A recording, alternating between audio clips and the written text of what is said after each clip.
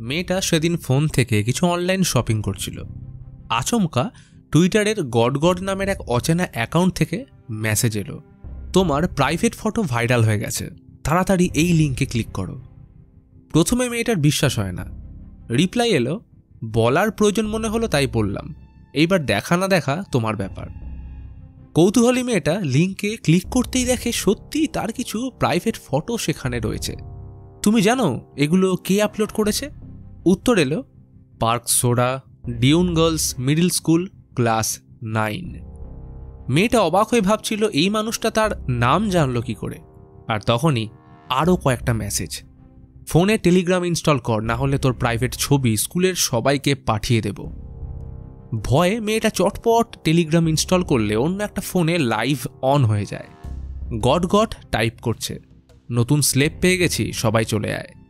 Park Telegram join করতেই god god মেয়েটাকে ওর বাড়ির ঠিকানা, বাবার ফোন নাম্বার পাঠিয়ে বলল, ছবিগুলো বাবা ও বন্ধুদের দেখাই কেমন, ওদের দেখে বেশ ভালোই লাগবে। ব্ল্যাকমেল শুরু হচ্ছে দেখে পার্ক অবশেষে বলল, তোমরা যা বলবে আমি তাই করব, শুধু ছবিগুলো কাউকে দিও না। সাথে সাথে অর্ডার আসে নগ্ন ছবি পাঠানোর। কি অবাক লাগছে? এটা নিছক গল্প? মোটেই না।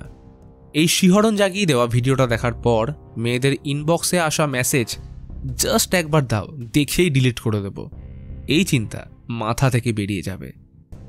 আজ নিয়ে এসছি সাউথ কোরিয়ার ট্রু ক্রাইম ডকুমেন্টারির দ্বিতীয় episode, cyber hell exposing an internet horror. সাথে ভিডিও শেষে বলেছি আমার নিজের সাথে কি হয়েছিল, সো স্টে টিউনড।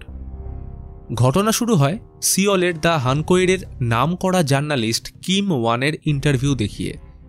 রবিবার কিম তার পরিবার ও বাচ্চাদের নিয়ে সময় কাটাচ্ছিল। সেই দিনই কোম্পানি থেকে টেলিগ্রামে প্রচার হওয়া শিশু ও নাবালিকাদের আপত্তিজনক ভিডিও সংক্রান্ত একটা মেল আসে, যেটা তাদের কোনো অজ্ঞাত ব্যক্তি পাঠিয়েছে।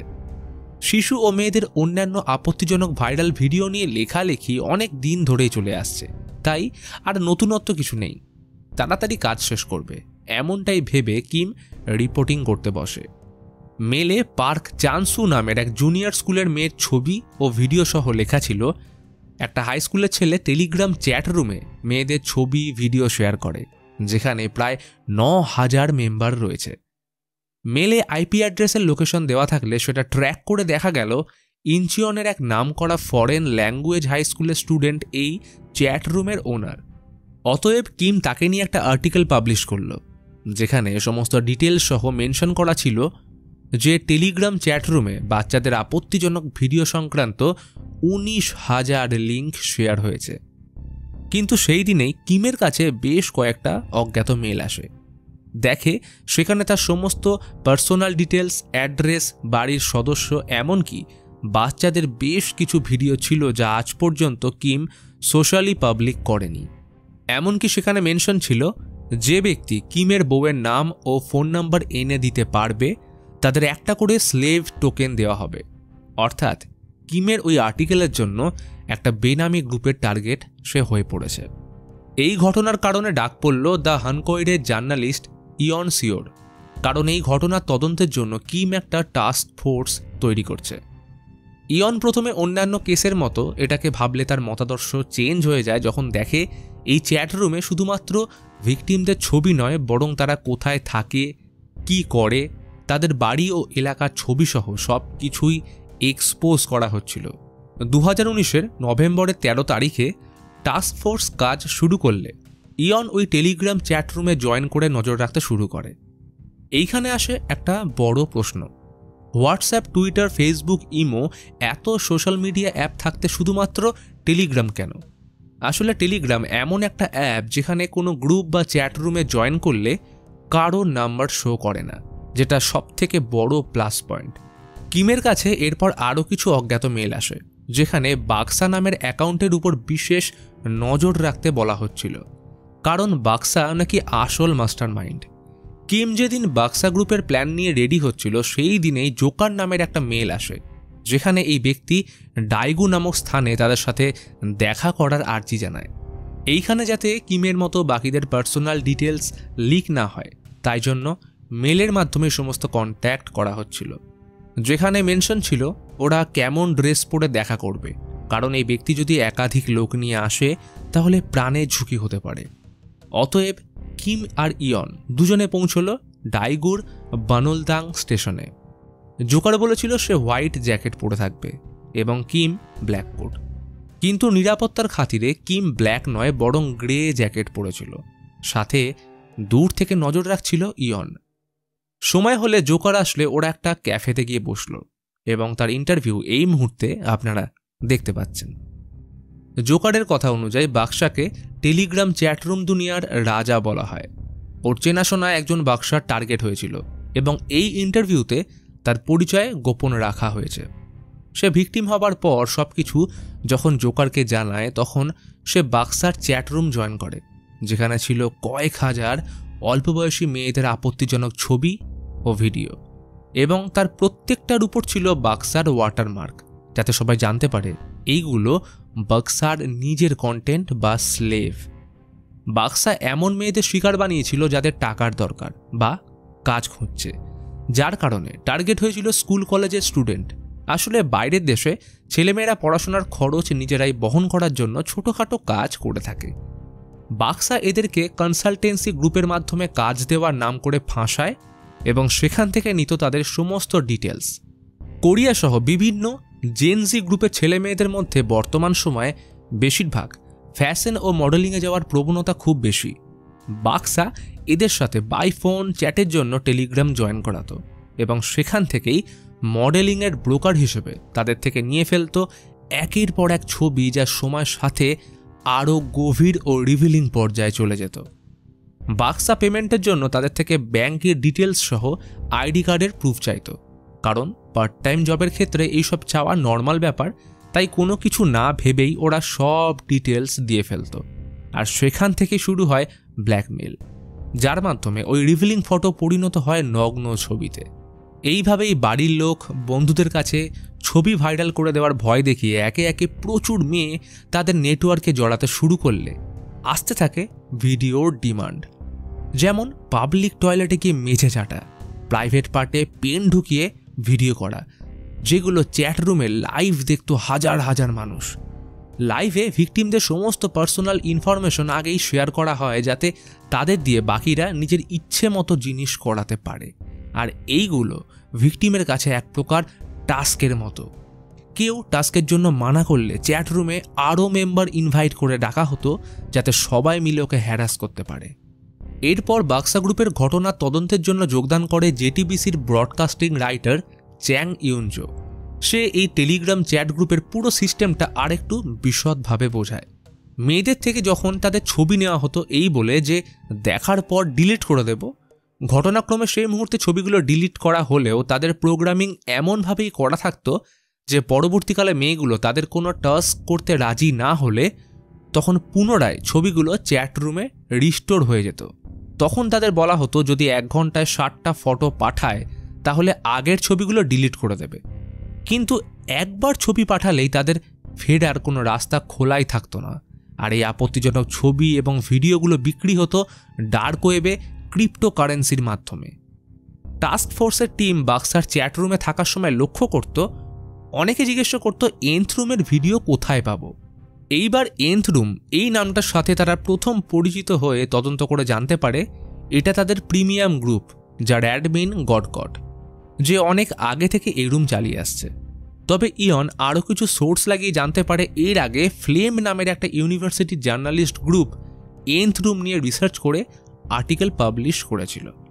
তাদের কাছে রিচ আউট করলে জানতে পারে ওরা এখন উইডুতে রয়েছে। কিমের টাস্ক ফোর্স উইডু স্টেশনের কাছে একটা ক্যাফেতে বসে তাদের সাথে বেসিক কথাবার্তা সারে।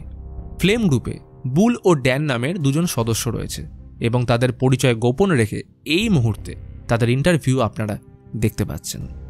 ইউনিভার্সিটির জার্নালিজম স্টুডেন্টদের মধ্যে তারা 2 জন ছিল সবথেকে মেধাবী এবং তারা বেশ কিছু সময় ধরে বেআইনি মুভি ও ভিডিওর উপর কেন্দ্র করে বিভিন্ন রিসার্চ করত।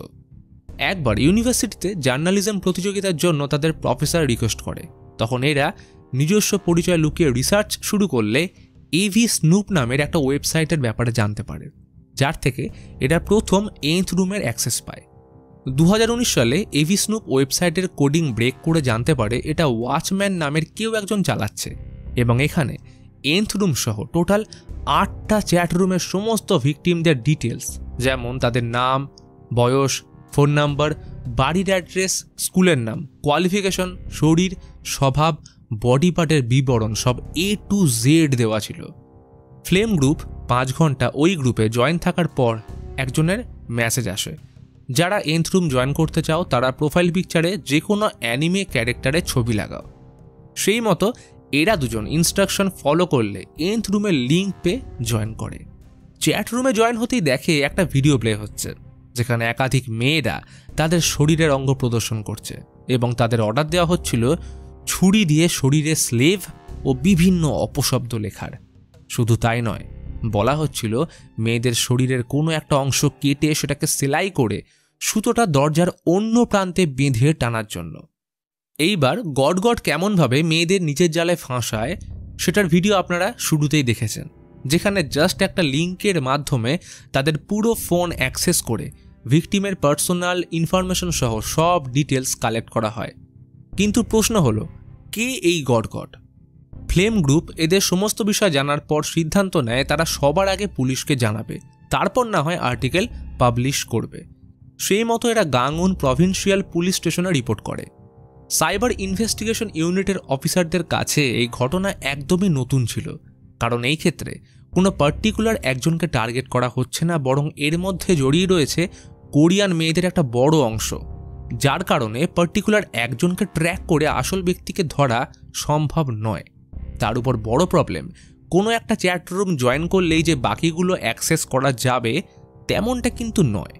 ফ্লেম গ্রুপ লক্ষ্য করে nth রুমে 1 সপ্তাহ পর র্যাবিট নামের একজন জয়েন করে, যে সবথেকে বেশি অ্যাক্টিভ থাকতো এবং অল্প সময়ের মধ্যেই তাকে চ্যাট রুমের ম্যানেজার করে দেওয়া হয়। সে এই গ্রুপে 8 থেকে 12 বছর বয়সী মেয়েদের ছবি ও ভিডিও শেয়ার করত। এছাড়াও র্যাবিট চ্যাট রুমে নিজের সম্পর্কিত বেশ কিছু ইনফরমেশন দিত, যেমন 2018 থেকে সে কলেজ কন্টিনিউ করছে। এছাড়াও বলে যে বৃহস্পতিবার মিলিটারি সার্ভিসের জন্য তার ফিজিক্যাল টেস্ট ছিল, কিন্তু সে পরীক্ষায় ফেল করেছে। ফ্লেম গ্রুপ এর কারণ জিজ্ঞেস করলে জানায় তার ইউরিনে ব্লাড ছিল এবং এইখানে ভুলবশত সে নিজের ব্লাড রিপোর্ট দেখিয়ে ফেলে, যেখানে চোসুন ইউনিভার্সিটি হসপিটালের নাম ছিল। সাথে এটাও বলে তার সেকেন্ড ফিজিক্যাল টেস্ট আগস্টের 7 তারিখে রয়েছে। ফ্লেম এই সমস্ত খবর পুলিশকে জানিয়ে দেয়। পুলিশ সেই মতো তদন্তের সূত্র ধরে nth রুমের প্রথম মেম্বার র্যাবিটকে গ্রেপ্তার করে, কিন্তু এটা ছিল বিশাল সমুদ্রের মাঝে একটা ছোট্ট মাছ ধরার মতো। চ্যাট রুমে এরপর গড গডের পরিচয় নিয়ে রহস্য তৈরি হয়, কারণ এই ঘটনার পর তাকে আর চ্যাট রুমে অ্যাক্টিভ দেখা না গেলেও মেয়েদের ভিডিও শেয়ার করা কিন্তু থামে না। অফলাইন হওয়ার আগে গড গডের লাস্ট মেসেজ ছিল সামনে 12th এক্সাম, মা তাকে পড়াশোনায় মন দিতে বলেছে, তাই সে এখন টেলিগ্রাম আপাতত বন্ধ রাখবে।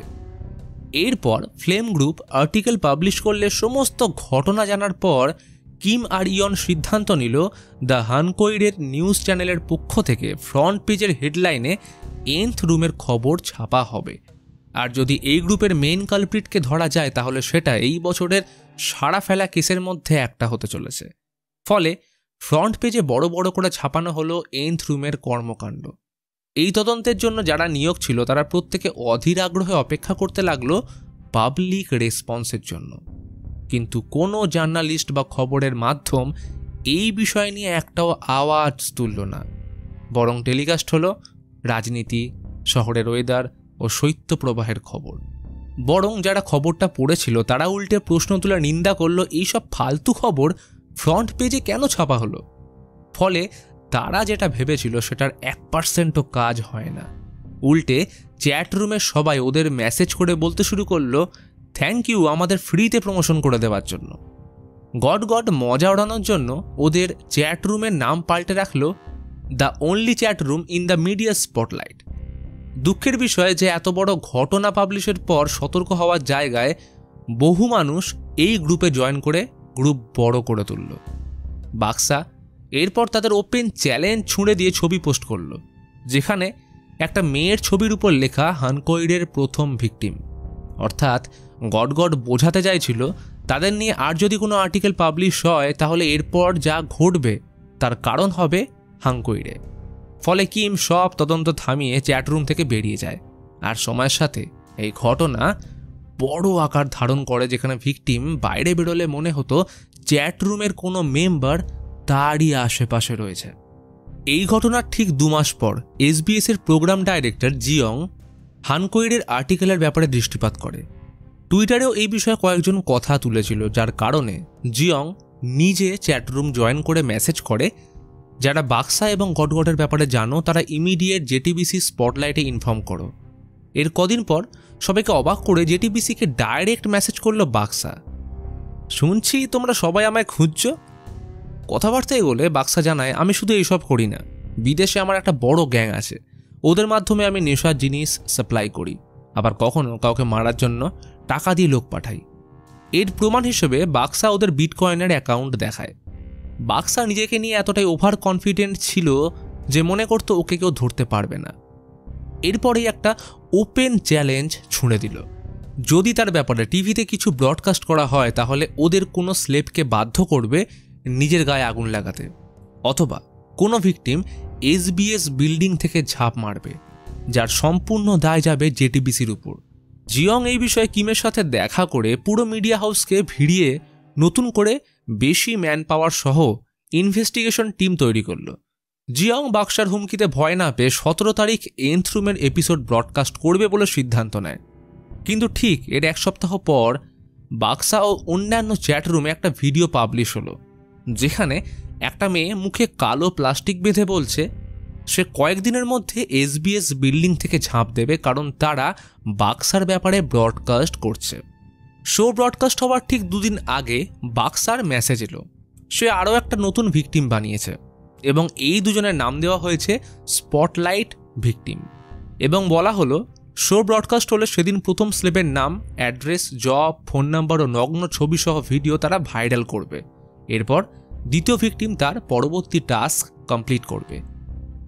এই খবর পুরো টিমের কাছে ঝটকা লাগার মতো বিষয় ছিল, ফলে the flame group show air করার ব্যাপারে আরও একবার ভেবে দেখতে বলল, কারণ তারা জানে বাক্সা কী জিনিস। কিন্তু জেটিবিসিকে বারণ করা সত্ত্বেও শো ব্রডকাস্ট করল, এবং তার ফলাফল চ্যাটরুমে স্পটলাইট ভিকটিম কিম উরির আপত্তিজনক ভিডিও পাবলিশ। ইউনজো কখনো ভাবেনি বাক্সা সত্যি এরকম করবে, তাই স্পটলাইট ভিকটিমের কাছে এই বিষয়ে ক্ষমা চাইলে তার বক্তব্য ছিল, এতে ক্ষমা চাওয়ার কিছু নেই, কারণ আজ না হয় কাল বাক্সা এগুলো ঠিকই শেয়ার করত। এখানে শুধু আপনাদের নাম ব্যবহার করলো নিজের ক্ষমতা দেখানোর জন্য। তবে ভিকটিমের SBS বিল্ডিং থেকে ঝাঁপ দেওয়ার ব্যাপারটাকে আটকানো এখন সিওল মেট্রোপলিটন পুলিশের কাছে সবথেকে বড় চ্যালেঞ্জ। প্রথমে SBS বিল্ডিংয়ের এরিয়া ইনচার্জকে সতর্ক থাকার অর্ডার দিয়ে পুলিশ শুরু করল ভিকটিমের শনাক্তকরণ। ছবিতে মেয়েটার মুখ ক্রপ করা হয়েছে, তাই বাক্সার চ্যাটরুমে যতগুলো ছবি ও ভিডিও আছে সেগুলো পুনরায় চেক করা হয়।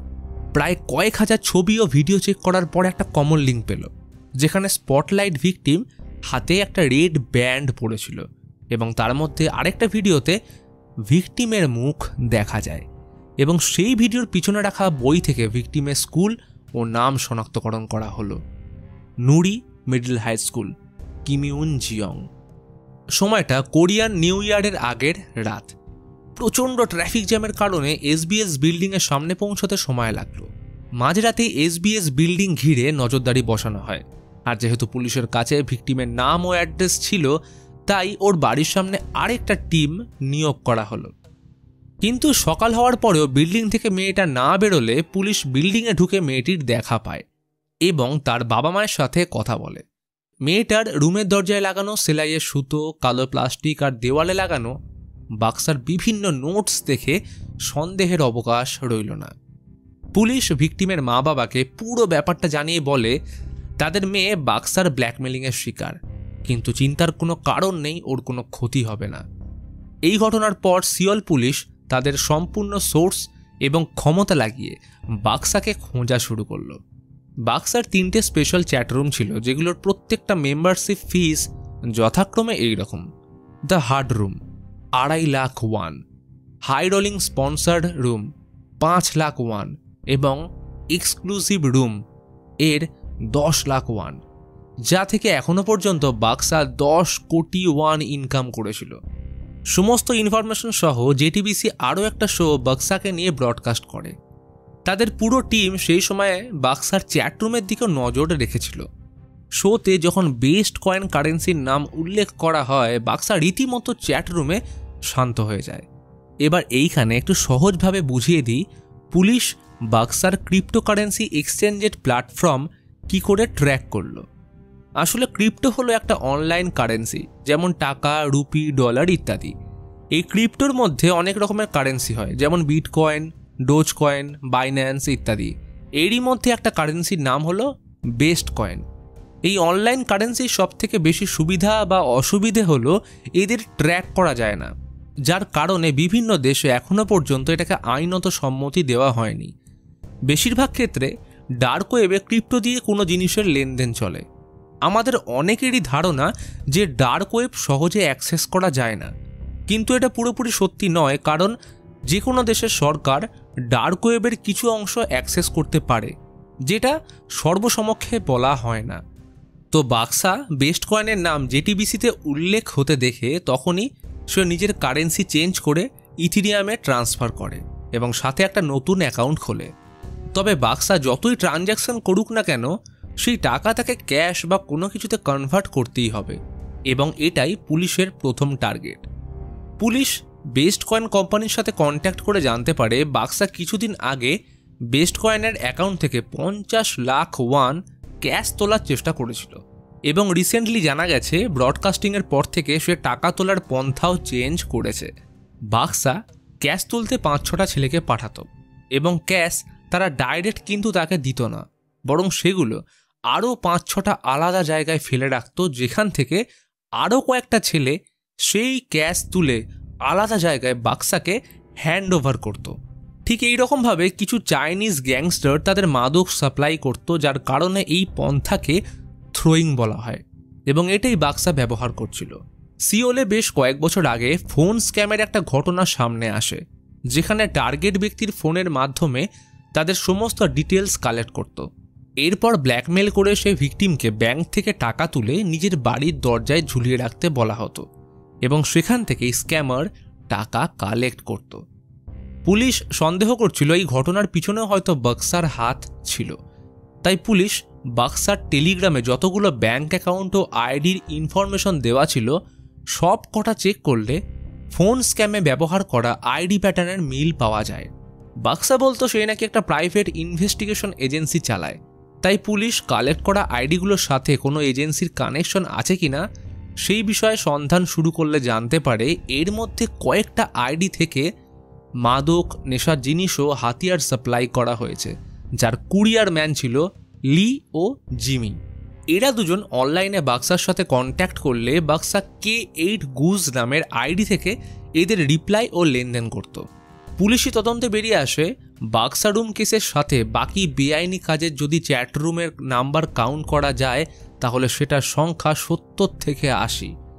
সাথে জানতে পারে লি ও জিমি বর্তমানে জেলে, কিন্তু এই ঘটনা বা তাদের পুরো চক্রে যতজন যুক্ত ছিল সবার উপর বিশেষ নজরদারি করে পুরো সন্দেহ একজনের উপরই আসে, আর সেই হতে পারে আসল বাক্সা।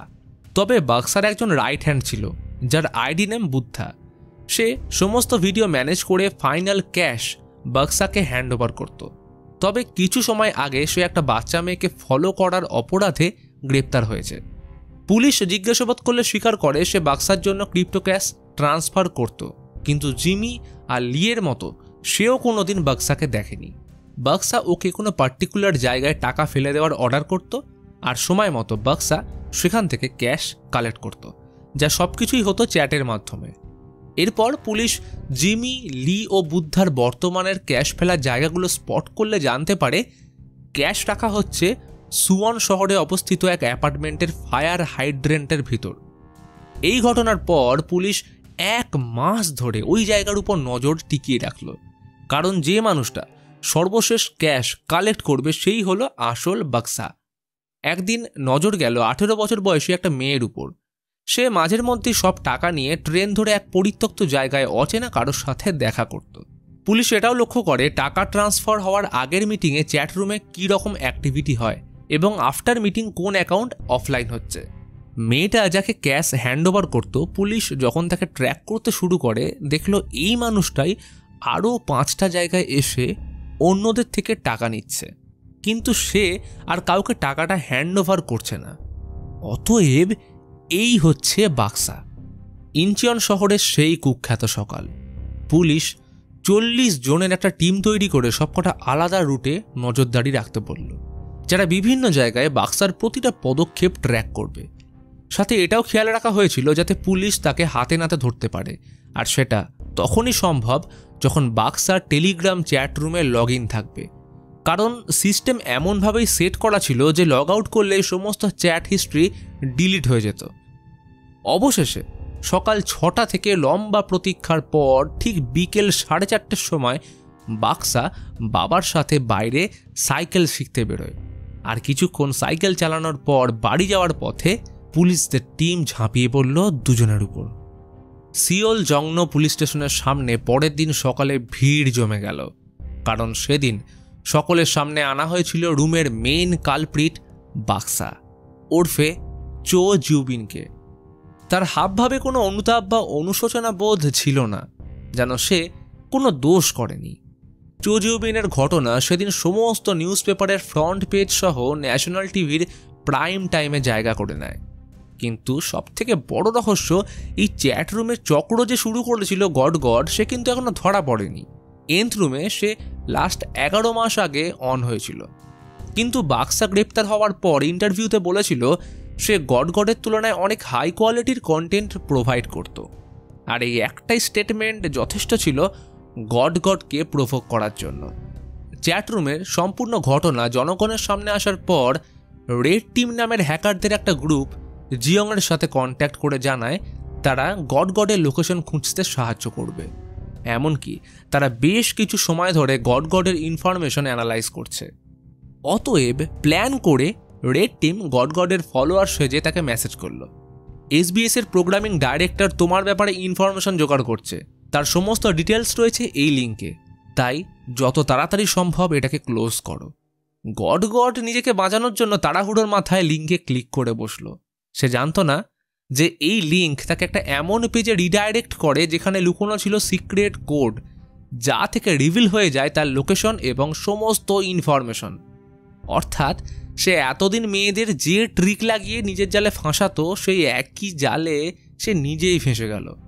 আসলে আমরা যখনই ডিজিটাল ওয়ার্ল্ডে কোনো নেটওয়ার্কের মাধ্যমে কানেক্টেড হই, তখনই সেই লিঙ্ক বা পেজে আমাদের ব্যবহৃত নেটওয়ার্কের ডেটা স্টোর হয়ে যায়। ফলে রেড টিমের কাছে এখন গডের IP address, location, operating system এবং কি ফোন ব্যবহার করছে তার সব ডিটেলস আছে। ইনফরমেশন অনুযায়ী সে এতদিন অ্যানসিয়ং শহরের গিয়ঙ্গি অ্যাপার্টমেন্টে থেকে স্যামসাং গ্যালাক্সি নোট 5 ব্যবহার করে সমস্ত কাজ চালাচ্ছিল। গড কাজের জন্য বিভিন্ন পাবলিক ওয়াইফাই নেটওয়ার্ক সহ একাধিক IP অ্যাড্রেস ব্যবহার করত, এবং সেই পাবলিক ওয়াইফাইগুলোর রেডিয়াস বাড়ানোর জন্য সে পারফেক্ট লোকেশনে বসিয়ে দেয় রিপিটার। এবার আপনাদের মধ্যে অনেকেই আছেন যারা ওয়াইফাই ইউজ করেন, তারা আশা করি রিপিটারের ব্যাপারে জানেন। ধরুন আপনাদের উপরের ঘরে রাউটার বসানো আছে, কিন্তু নিচের ঘরে সিগন্যাল ভালো আসে না, তখন সেই ক্ষেত্রে রাউটার বা ওয়াইফাইয়ের রেডিয়াস বাড়ানোর জন্য রিপিটার ব্যবহার করা হয়। পুলিশ এইভাবে একাধিক পাবলিক ওয়াইফাইয়ের রেডিয়াস কালেক্ট করে এমন একটা কমন স্পট সিলেক্ট করে যেটা ছিল গডের এলাকা। কিন্তু এতগুলো IP অ্যাড্রেস সে পেল কোথায়? কারণ যে কোনো ফোন বা কম্পিউটারের একটাই IP অ্যাড্রেস হয়, এবং গড যেহেতু সমস্ত কাজ ফোন থেকে করত, সেই ক্ষেত্রে অনুমান করা যেতে পারে ওর কাছে একাধিক ফোন আছে। তদন্ত করে জানা গেল গডের এতগুলো ফোনের কারণ ছিল ওর বাবা। আসলে ওর বাবা একটা বড় জাঙ্ক শপ চালাতো, যেখানে অনেক পুরনো আনইউজড জিনিসের সাথে সেকেন্ড হ্যান্ড ফোন আসতো, আর সেখান থেকেই গড এতগুলো ফোন কালেক্ট করে র্যান্ডম পাবলিকদের IP অ্যাড্রেস ব্যবহার করে এতদিন এই কাজ চালিয়ে গেছে। জানুয়ারি মাসের দিক করে যখন এই কেস সর্বসমক্ষে আসে, তখন সব প্রমাণ মিটিয়ে দেওয়ার জন্য ভিকটিমদের ভিডিও মেমোরি কার্ড থেকে মেগা ক্লাউড ড্রাইভে আপলোড করে সেটা লিঙ্ক গড চ্যাট রুমে শেয়ার করে দেয়। কিন্তু একটা ভিডিও রেকর্ড করার সময় গডের ফোনে স্ক্রিন ক্যাপচার হয়ে যায়, যেখানে পরিষ্কার দেখা যাচ্ছিল তার ফোনে কি কি অ্যাপ রয়েছে। জাঙ্ক শপ থেকে পাওয়া প্রতিটা ফোনের অ্যাপ লিস্ট চেক করলে স্যামসাং গ্যালাক্সি নোট 5-এর ইনস্টলড অ্যাপের লিস্টের সাথে গডের রেকর্ডেড ভিডিওর অ্যাপ মিলে যায়। অবশেষে হিসেব মিলে যেতেই পুলিশ গ্রেপ্তার করল এন্থ রুম সহ বাকি চ্যাট গ্রুপের মাস্টার মাইন্ড গড ওরফে মুন হিয়ং উককে। তাকে সর্বসমক্ষে আনা হলে আসতে শুরু করলো একের পর এক অল্পবয়সী মেয়েদের phone.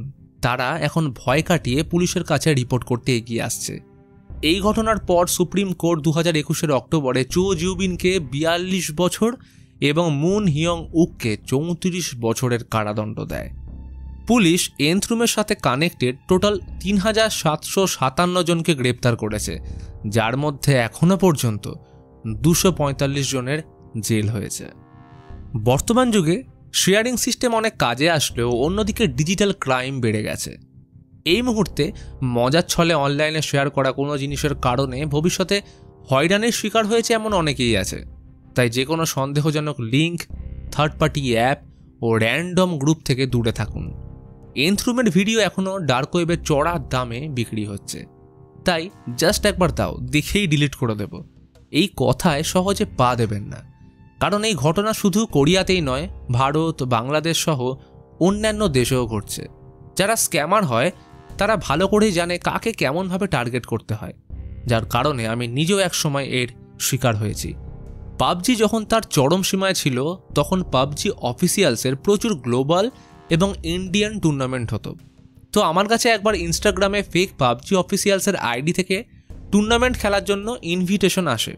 So being a hardcore PUBG লাভার, আমি বিন্দুমাত্র না ভেবে ওই রেজিস্ট্রেশন লিঙ্কে গিয়ে আমার নিজের টিমের ডিটেলস এনরোল করি। ব্যাস, এটাই ছিল আমার সবথেকে বড় ভুল। ঠিক এন্ট্রি করার কয়েক মিনিট পর আমার Insta, main Facebook account with 10,000 followers সাথে মেল আইডি, ব্যাঙ্ক অ্যাকাউন্ট সব হ্যাক হয়ে যায়। তবে আমার সাইবার ক্রাইমের ব্যাপারে বেসিক নলেজ ছিল বলে আমি নিজেকে সিকিওর করে নিয়েছিলাম বটে, কিন্তু আমার ইনস্টা এবং এত বড় ফেসবুক আইডিটা কখনো ফেরত পাইনি। তাই ক্লিক করুন, কিন্তু সাবধানে।